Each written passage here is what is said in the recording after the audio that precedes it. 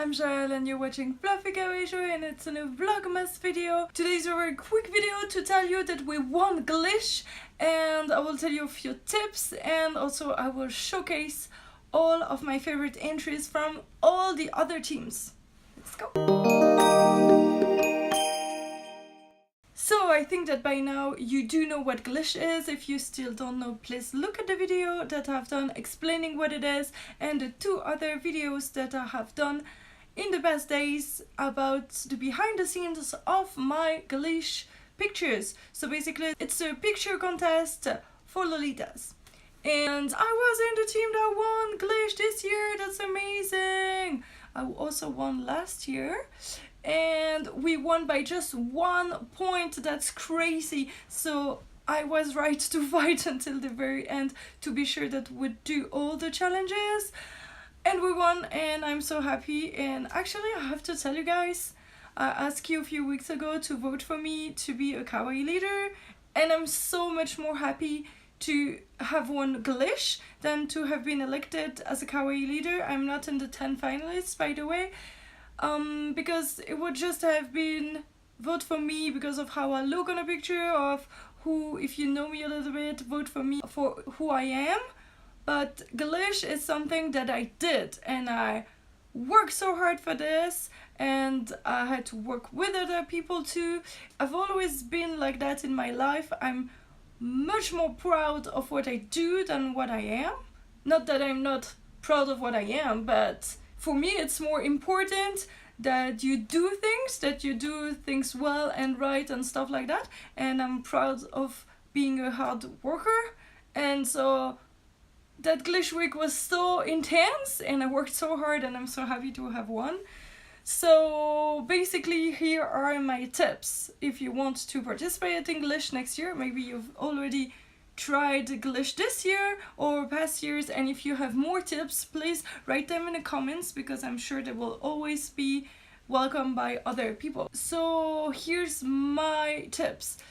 First, if you work, you should at least request 2 or 3 days of the week. This year we had 9 days to make all the challenges. There was over 100 challenges, and so you had 1 full weekend, a Saturday and Sunday, and 1 Saturday. I was busy at least 2 of those days, and I could not take full advantage of it. So maybe if you have those 3 days free, that might be enough, but I highly suggest that you have at least 2 or 3 more days in the week free to make challenges, because 100 challenges meant that we had to do, I think I did between 15 and 20 challenges. Some are pretty easy. Some are like, take pictures of 1 sweet cord.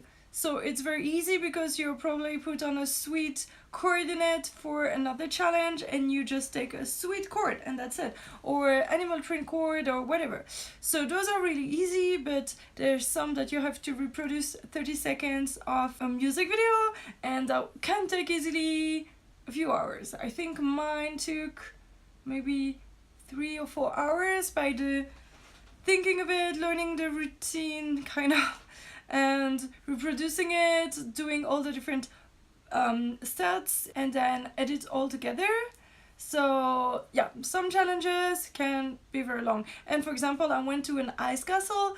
It took us like at least 3 or 4 hours just driving. And then when we were there, we visited the whole place. So at least half a day was spent for just that 1 challenge. So be mindful of this. Just so you know, the challenges can be divided in your team, but it shouldn't be that one person has to do all the long ones and you keep just the easy chord ones. And yeah, so just plan ahead and have a bunch of time on your hands. That's very important. Secondly, if you could have somebody else with you to take the pictures, that's really cool. For me, I did some pictures here in my studio, and I had my tripod and light, and that was perfect and very easy. But when you want to take pictures outside, for example in a zoo or something, so either you have a very big tripod that you carry with you all day long, or you just have a fantastic boyfriend or a friend, whatever, or your mom or whatever with you to help you take the pictures, and that's so much easier. Because one of our teammates had that problem. She did an amazing makeup and also the cord, and then she was alone and she could only take a selfie, and then the girls was like, but where's the dress, where's the Lolita in it? And then we had to redo the outfit and do a collage or something. So yeah, if you have somebody to take the pictures, that helps a lot. And also be organized, of course. What we've done 2 years in a row, we have Excel sheet, like we put it on Google Drive sheets, one with all the challenges, the points that you can get, did you post the picture yet, and then we put all the names of the person and asked everybody in the team to fill if they can't do it because they don't have that location or outfit or whatever near them, and they might do it if nobody else wants to do it. They could do it, or they absolutely want to do this one, or they will do this one. And so it was different colors, and I asked everybody to fill that, and a few people did fill all the challenges and a few did not fill the whole 100 challenges, and that was very difficult for me because I didn't understand if the white cell meant that they could not do it, or they just didn't take the time to look if they would like to do it, or they just didn't care. So that was frustrating. So I think get contacted and you have the list of your people 3 days in advance or 2 days in advance maybe. So I think you should already start communicating with your team and start planning how you will organize once the challenges come up, because there's a lot of work. I think you should also discuss with your team what is the focus of your team. Maybe it wasn't really clear. For me it was winning, and at least we wanted to do all the challenges with all the max points. Sometimes you have 2 points if you do a video and 1 point if you do a photo, or you have more points if you use a real animal than a plush one or something. And so we wanted to focus on that, but maybe I did not communicate that well to my team that I really wanted to that we did everything. And some teams are just there for the fun, and that's totally fine too. So I think that's something that's very good to communicate, and also communicate with your teammates if you will not be available during the week and you will do all your challenges the last day or something. Some people freaked out that Marianne might not finish all her challenges, but I was confident that just the 2 of us we could do a bunch during the day, and we did, so that's good. Something else that might sound obvious, but do your research. And for example, I planned to do the ice castle on Tuesday, and I looked online and it looked open, and then finally I did not go on Tuesday and I went on Friday, and on Friday we learned it was the first day it was open. So if I had driven all the way there on Tuesday to realize it was not open yet. So be sure to check in advance your locations, and also don't leave all the big troubly things to the last minute, because if it doesn't work out then nobody else can do it. So for example, we had somebody last minute could not do the cat cafe place, and it's not something that you can find everywhere. So maybe if I had known beforehand, like in midweek, that she could not do it, I could have gone to one in France and drive 3-4 hours or whatever, but I could go to one.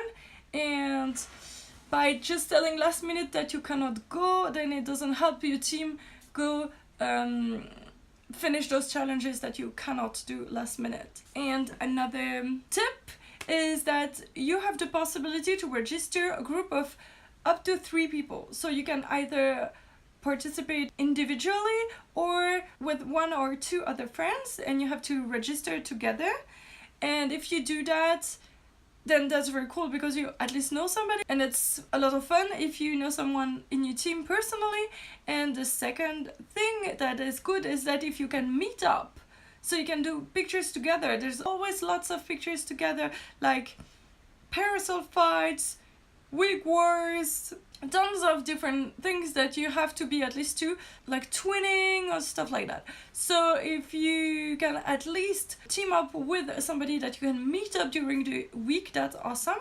And last year we did the same. It was Mezzo, Marianne and I, and Mezzo lives in Germany, and we just communicated through like everybody else, but Marianne and I could meet, and that helped a lot, and we did that this year too, and that's really fun because I don't know if you've seen my 2 videos. The first day is like, okay, this is how I did it, this is my thinking behind that shot or whatever, and the one with Marianne was much more laughing and stuff because it was just fun to be with somebody else. So if you can convince some of your local Lolita friends to do Glish with you, that would be really cool. So this was my long rambling and tips for Glish, and I hope that helped you. And now I'm just going to show you a bunch of entries from other teams that I really loved. I'll put the name of the team and their Instagram, and I guess I will leave you with that in some music and all these entries.